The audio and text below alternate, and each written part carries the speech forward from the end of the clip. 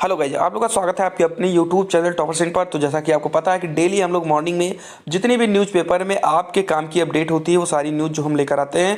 तो देर नहीं करेंगे, तुरंत ही हम लोग न्यूज़ को स्टार्ट करने वाले हैं। लेकिन अगर आप चैनल पर नए हो तो जल्दी से आप चैनल को सब्सक्राइब जरूर करिए और बेल आइकन को जरूर दबाइए। सबसे पहले मैं बात कर लूँ बीएड 2020 बैच वालों को। इन लोगों में जो छात्र संघ है, यूपी बीएड छात्र संघ, ये लोग कल जो है 31 मई दिन सोमवार को महा ट्विटर अभियान स्टार्ट करने वाले हैं, जिसमें हैशटैग रखा गया है हैशटैग प्रमोट यूपी बीएड 2020।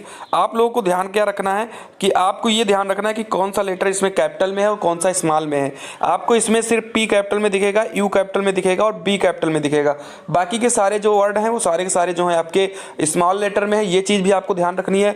दूसरी चीज़ है कि कोई स्पेस नहीं है और तीसरी चीज़ इसमें कि कोई भी डॉट और अंडरस्कोर इसमें नहीं लगा हुआ है। तो ये चीज़ आपको याद रखना है। बाकी अगर आपने टेलीग्राम ग्रुप को नहीं ज्वाइन किया तो नीचे डिस्क्रिप्शन बॉक्स में लिंक है, जाइए उसको ज्वाइन करिए ताकि आपको पल पल की अपडेट मिल सके कि हम लोग किस रैंक पर हैं, कैसा हम लोग का काम चल रहा है।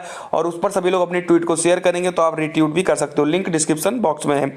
और दूसरी बात, इस वीडियो को आप ज़्यादा से ज़्यादा शेयर करेंगे ताकि जो आप बहुत सारे बच्चे जो हैं जुड़ सकें, ताकि हम लोगों का जो ट्विटर ट्रेंड है ये थोड़ा सा सफल हो सके। चलिए बढ़ते हम लोग आप लोग आज की न्यूज़ की तरफ। आज की न्यूज़ जो है, सबसे पहली न्यूज़ है कि 100 साल में पहली बार यूपी में नहीं होगी बोर्ड परीक्षा।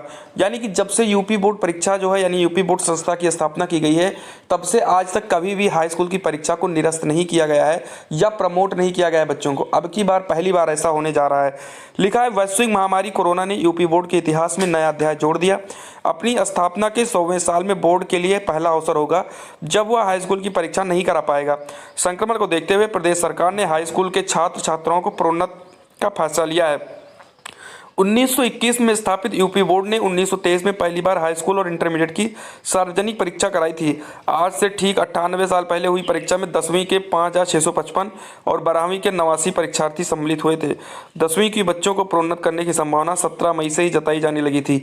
तो कहने का मतलब यह है कि 17 मई से जो संभावनाएं बन रही थी, लेकिन कल जो है फाइनली जो है दिनेश शर्मा जी आकर इस पर बयान दे गए कि हाई स्कूल को प्रमोट किया जा रहा है और इंटरमीडिएट की परीक्षा जो है जुलाई के दूसरे सप्ताह में कराई जाएगी। तो ये सारी अगर आपके लिए न्यूज़ इंपॉर्टेंट है तो आप इसकी जो है स्क्रीनशॉट भी ले सकते हो और आप इन्हें अच्छे से पढ़ सकते हो। चलिए बढ़ते हैं अगली न्यूज़ की तरफ।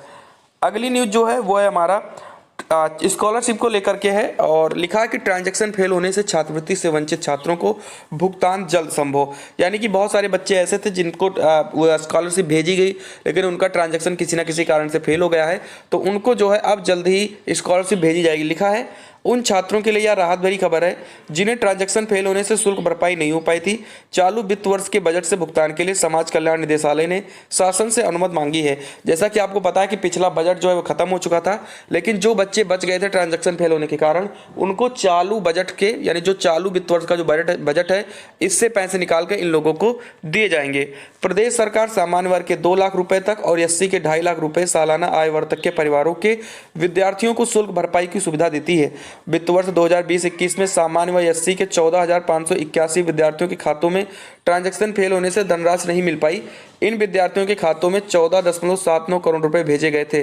विभागीय सूत्रों का कहना है कि एससी, अल्पसंख्यक और पिछड़े वर्ग के ऐसे छात्रों को भी शामिल कर लिया जाए तो यह संख्या 50,000 से ऊपर जाएगी। यह ट्रांजैक्शन बैंक खाता ब्लॉक होने, आधार में दिए गए बैंक खाता से मैच न करने और क्रेडिट लिमिट कम होने से फेल हुए।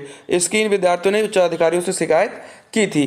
तो ये सारी चीज़ें हैं जिनका भी ट्रांजैक्शन फेल हुआ या आधार कार्ड में उनका नाम गलत था, कुछ भी मिसमैच था, तो उन्हीं लोगों का जो है ट्रांजैक्शन फेल होने के कारण जो बच गए हैं उन्हीं छात्रों को जो है स्कॉलरशिप जल्द देने की जो है संभावना बताई जा रही है।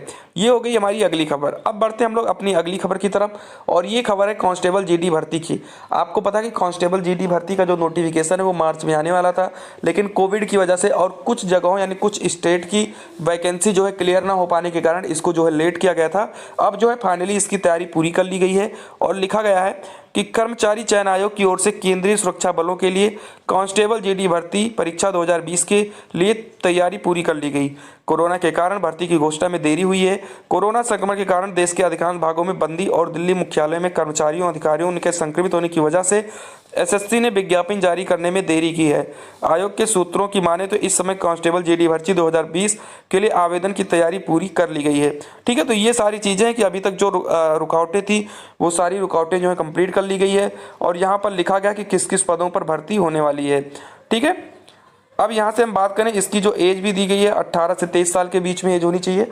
हालांकि सभी कैटेगरी के लिए कुछ ना कुछ रिलैक्सेशन भी होगा इसमें। तो ये है आज की न्यूज़ इतनी। आगे बढ़ते हैं हम लोग। अगली जो न्यूज़ है वो यूपी बोर्ड को लेकर ही है कि 10वीं की परीक्षा निरस्त 12वीं की जुलाई के दूसरे सप्ताह में। ये तो हमने कल शाम को ही मैंने बताया था, जैसे ही न्यूज़ आया था हमने तुरंत ही आपको बता दिया था। इसीलिए मैं कहता हूँ कि चैनल को सब्सक्राइब जरूर कर लिया करिए ताकि आपको तुरंत अपडेट मिल जाया करे। तो यहाँ पर ये हमने कल बताया था कि 6, 7, 8, 9, 10, 11 जितनी भी परीक्षाएं हैं ये प्रमोट कर दी गई हैं। 12वीं की परीक्षा जो है वो जुलाई के दूसरे सप्ताह में होगी। सिर्फ जो है आपको 3 क्वेश्चन करने होंगे इंटरमीडिएट वाले बच्चों को, और इस 3 क्वेश्चन में उनके लिए 1.5 घंटे का समय दिया गया है। अब यहाँ पर देख लीजिए 30% पाठ्यक्रम को भी कम कर दिया गया है। तो ये सारी चीज़ें आप इसको अच्छे से स्क्रीनशॉट लेकर आप इनको पढ़ सकते हो।